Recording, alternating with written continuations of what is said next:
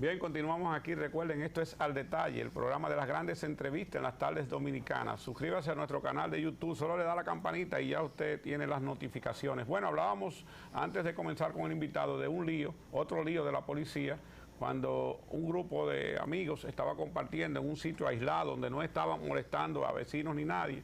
Llegaron los policías, lo primero que fueron, como siempre, a las bocinas. Ahí se armó el lío, fíjense, ahí se armó el lío.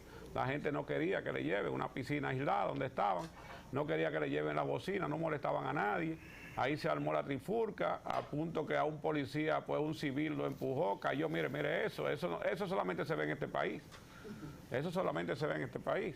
O sea, el civil también faltó, porque empujar a un policía en esas condiciones, pues era para que el policía jale y también le pudiera dar un tiro. Parece que ese policía sí está entrenado para luchar con personas, porque no hizo uso del arma para dispararle a quien lo había empujado. Pero otro lío por las bocinas, y ese lío está en todo el país, porque reitero, a los coroneles que comandan y tenientes coroneles los cuarteles en los pueblos le encanta la bocina, y el que le llevan las bocinas, el comerciante, no las encuentra, y si las encuentra tiene que pagar más que lo que le costaron cuando las compró. Óigase bien, ¿eh? Y no importa donde esté, en un sitio aislado, porque decía Abigail Adán, se le enmendaba de que sí, que la ley le permite. Ahora, la ley lo permite, pero hay que ver en qué circunstancias y quién lo autoriza. Es lo que yo creo. Pero nada, ojalá que la policía deje esta práctica de estar robándose las bocinas. Don Pepe Abreu, bienvenido aquí a su programa Al Detalle, donde usted es una figura de relieve, porque siempre está atento a lo que está pasando en nuestro sistema de trabajo, la República Dominicana, nuestro sistema social, y ahora ustedes tienen una papa caliente, el aumento de salario. Háblenos de eso. Bueno, encantado de estar con Abigail Soto, Abigail Peña, con Dante, en un programa que es histórico, ¿verdad?, en la República Dominicana. Así es. Al detalle, y decir esto. Efectivamente aquí con Dante conversaba del proceso del salario. Yo recuerdo cuando vine la última vez aquí, eso estaba como en un preludio, en un inicio de esas conversaciones. Sí, así fue. Pues mire, ya hemos tenido 5 reuniones con los empresarios. ¿Cuál es el detalle que le explicaba a Dante fuera de cámara? Sí. Que en esas 5 reuniones, Abigail, todavía los empresarios no nos han hecho a nosotros una sola propuesta. Ellos dicen, ¿verdad?, que nosotros somos exagerados porque estamos proponiendo 35% y que eso es una exageración, etcétera, etcétera. Ahora, yo le pregunto a Abigail Soto, Abigail Peña y a Dante, uno tiene derecho en una negociación a hacer propuestas. Claro. Ahora, si tu interlocutor no te responde, no te plantea una suma, una cifra, lógicamente tú no puedes variar tus posiciones. Es una negociación. Bueno, Abigail, en todas aquellas negociaciones que teníamos siempre, en aquellos tiempos que usted vivió, ¿sí?, encabezando aquellos procesos conjuntamente con nosotros, había eso siempre, ¿verdad?, con los gobiernos, pero claro, los siempre, partidos, siempre había propuesta y contrapropuesta. Es así, por absurda que sea. Sí, una así era, ¿verdad?, así era. Por absurda que le parezca a uno, ¿verdad?, usted tiene el deber de responderla. Entonces, hasta ahora, hasta el día de hoy, los señores ejecutivos del empresariado no han tenido respuesta. Primero dijeron que era que estaban en transición de mando, porque recuerde que cambió el CONE, sí, la Asociación de Industria, Copardón, que estaban transfiriendo los mandos. Cambiaron todos. No estaban preparados para responder, después que estaban de vacaciones. Ok, todo eso concluyó ya. Entonces, el próximo miércoles, 10 de la mañana, estamos convocados de nuevo. Pero no estamos convocados así por así, sino que los Abigail, ¿verdad?, y Dante saben que el presidente de la República habló el 27 de febrero en la rendición de cuentas y se refirió al tema del salario. ¿Y qué dijo el presidente? Que estaba instruyendo al ministro de Trabajo para que procediera a convocar los interlocutores y se posibilitara un acuerdo. ¿Qué esperamos nosotros? Que ya que los empresarios no le han hecho caso a nadie, le hagan caso entonces a la exhortación presidencial. Pero llevará el ministro de Trabajo entonces a esa reunión una propuesta intermedia entre lo que ustedes piden. Bueno, es que no se sabe lo que pretenden los empresarios porque ellos no han hecho ninguna propuesta. O si ya ustedes saben qué pretenden ellos o qué quisieran ellos aumentar. No, pero lo que dice tiene mucha base, Abigail, porque una de las cosas que nosotros le dijimos al gobierno fue eso mismo que está diciendo en la pregunta cuando la introduce.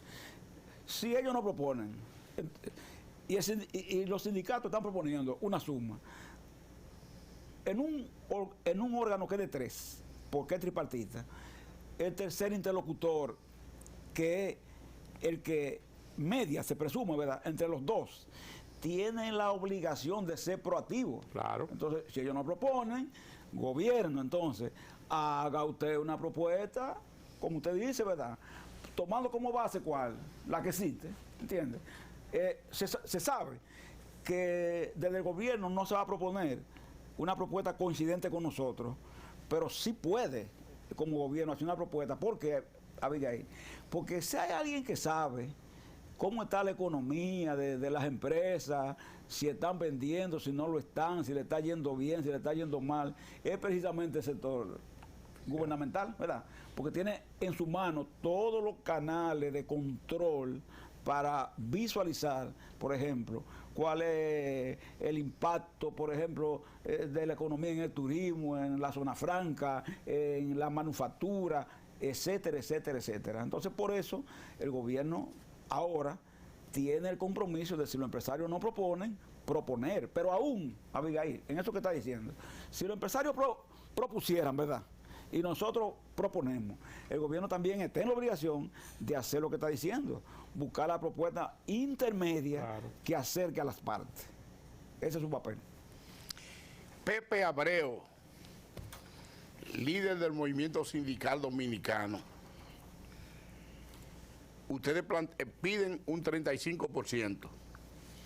¿Y cómo podría caer o quedar distribuido ese incremento del 35% en los 17 salarios mínimos que hay en República Dominicana? Es interesante, Abigail Peña, porque permite aclarar cuáles son los mínimos en discusión. En esta primera etapa está en discusión el mínimo de la gran empresa, de la mediana, de la pequeña y de la pyme, que es una cuarta categoría, y el salario de los guardianes privados, los vigilantes, como dicen, ¿verdad?, y el trabajo de campo, porque es referido al sector turístico, zona franca, construcción, fines de lucro, construcción, se discuten en otro escenario aparte. ¿Qué quiere decir esto? Que en estas 6 categorías salariales, y eso es importante que lo diga porque así uno lo remarca, solo están incluidos esas 6 categorías que mencioné. ¿Qué es lo que pasa con esas 6 categorías? Que son las que concentran la mayoría de trabajadores de la República Dominicana. Y es que está más o menos el 65% de todos los trabajadores que componen el sector privado del país. Y sí, pero lo que Abigail le pregunta, la parte se va a manejar el 35% en base a todos esos salarios. O sea, a todos, los pequeños, medianos.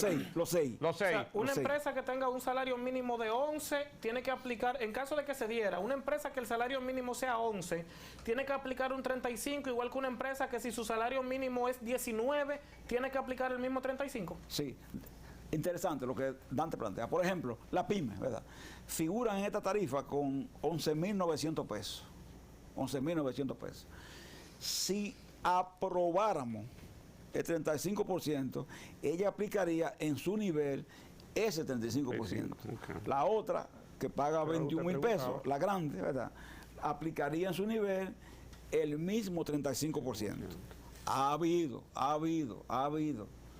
no cabe duda, por parte de algunos técnicos gubernamentales, la posición de que como que no se debe mantener la rigidez en el porcentaje y que debe fraccionarse. Por ejemplo, que si se va a aplicar 35% a la grande, no se aplique el mismo 35% a la pyme, por ejemplo. Ha habido ese planteamiento, pero ha sido un planteamiento teórico. Ellos no lo han elaborado, no lo han entregado, no lo han detallado. Entonces lo que se le ha dicho es, señores, detallen en qué eso consiste, lo que ustedes proponen. Hasta ahora, a la fecha de hoy, no lo han hecho. ¿Y cómo encajaría ese 35% que ustedes están proponiendo de incremento salarial con el quintil del que menos gana? Sí, por ejemplo, fíjate en esto, Abigail, y es interesante también. Mira, ¿sabes que los quintiles 1, 2 y 3 son los que básicamente están impactados por los salarios mínimos? Hay que entender que los trabajadores de salario mínimo, con los pagos que reciben, no construyen bienestar, no se contribuye a construir bienestar con esos mínimos. Abigail Soto lo sabe muy bien, no es eso. No se está pidiendo construir bienestar con eso. Salarios mínimos son eso, como se llama, un piso mínimo de subsistencia. Hay que hablar de eso. Para hablar de bienestar hay que hablar del cuarto quintil hacia arriba, ¿entiendes? Cuarto, quinto y demás. Entonces, ¿qué estamos diciendo nosotros con eso? Estamos diciendo, por ejemplo, esto. Actualmente, por ejemplo, el mínimo de la empresa grande son 21,000 pesos. Con eso, 35%, yo creo que eso llegaría alrededor de unos 28,000. Pero, hay que entender esto. Esa canasta familiar, ¿verdad?, de ese quintil más bajo, está aproximadamente en unos 25,000 pesos actualmente. De manera que aún con ese aumento salarial, todos los demás quintiles, por ejemplo, los otros cuatro quintiles, quedan por debajo de esa canasta familiar que podría el salario más alto sobrepasarla. Pero démonos cuenta, 35% no quiere decir que en esa mesa de negociación que se va del miércoles, ese 35% vamos a salir con él, ¿entiendes? Hay una discusión ustedes saben que ya ustedes saben el tiempo que se tiende. Eso va para algo. Vamos a pedir su anuencia, Pepe, sí, para una pausa. Cuando regresemos, tendremos los 2 minutos, como siempre, el doctor Luis Yepes Uncar, y luego continuamos con la entrevista de Pepe Abreu.